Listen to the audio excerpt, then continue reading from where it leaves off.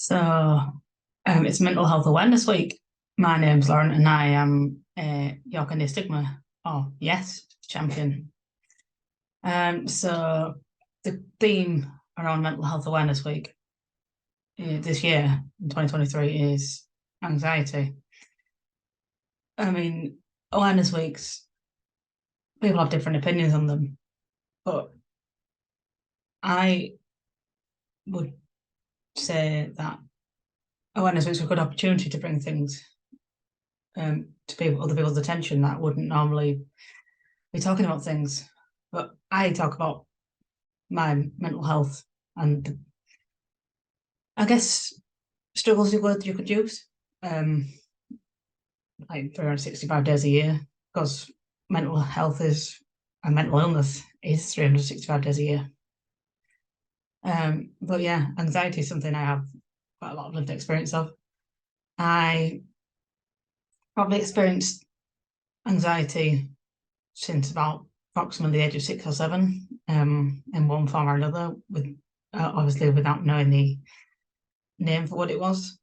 I have diagnosis of social anxiety and generalized anxiety disorder, and also latterly self-diagnosed with complex PTSD, which is also anxiety based.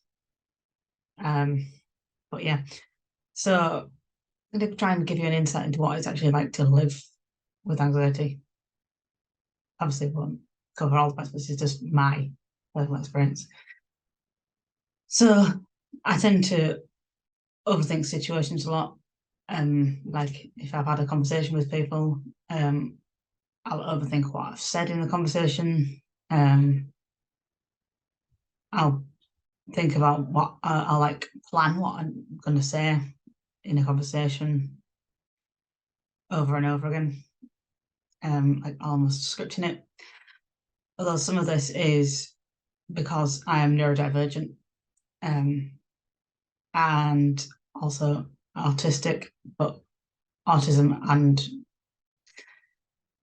ADHD, which are my two neurodivergences, they're not mental illnesses, but they do impact my mental health and probably will continue to do so for the rest of my life. But yes, certainly the social anxiety have been impacted by autism, being different to everybody else, trying to, fit in. It's not easy. And like knowing and being aware that you're different and not being sure of why. It's hard. Particularly not being aware of like cues socially. So as an example, if I was traveling on public transport, like going on a bus, and I was sat on the inside seat of the bus, I would I'd be quite scared to ask the other person to move. I'd be relying on them picking up my non-verbal cues, like shuffling with my bag, sort of nudging my head towards them, like indicating that I'm about to get up, or even like to the point where I'm reaching across them to press the bell.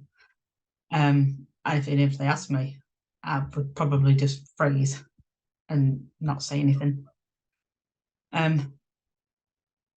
There's a perception around anxiety where you're lazy, or you're just rude, or I don't know, there's various misconceptions, but it's not true. It's real, it's fear. There's not always a cause behind it.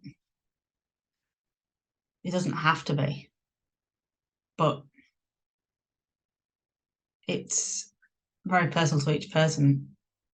Like the best way I've come across, like sort of, I don't want to say mastering because that's not the right word, but sort of being able to manage more effectively with my anxiety is sort of getting to know myself a lot more, getting to know what spikes it, what triggers it,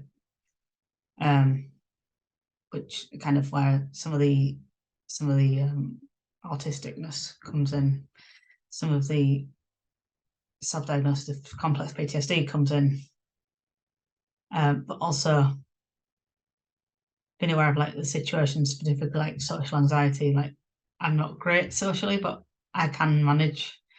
If I'm going somewhere, I'll like go and visit the place farm to get to know like the layout and those kind of things. I mean, I go to work. My workplace are really good. They know what what I struggle with, and they're quite good with those things. It varies. It isn't something I can script on a day-to-day basis. I don't know what, like one day I might wake up and my anxiety might be absolutely horrific, but then the next day I might be fine. It's not something that's predictable. Sometimes when you know you've got something coming up, like a big meeting or something, then yeah.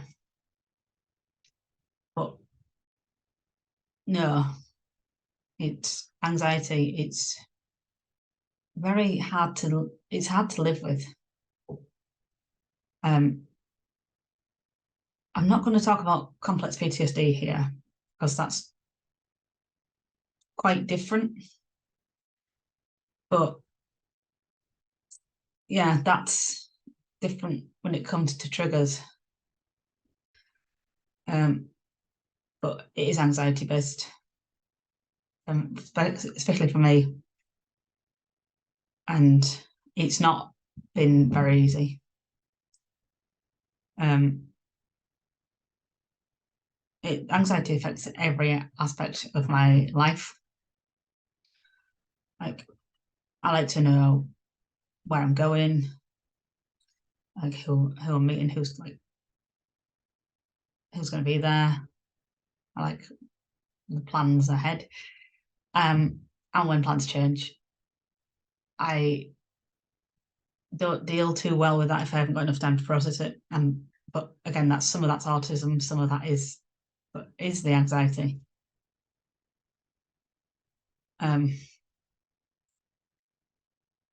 It's not me being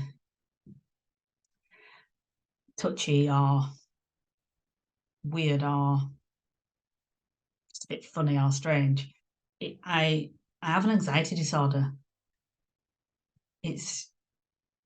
I'm not putting it on. I hope that's given a bit of a helpful insight into what daily life's like with anxiety.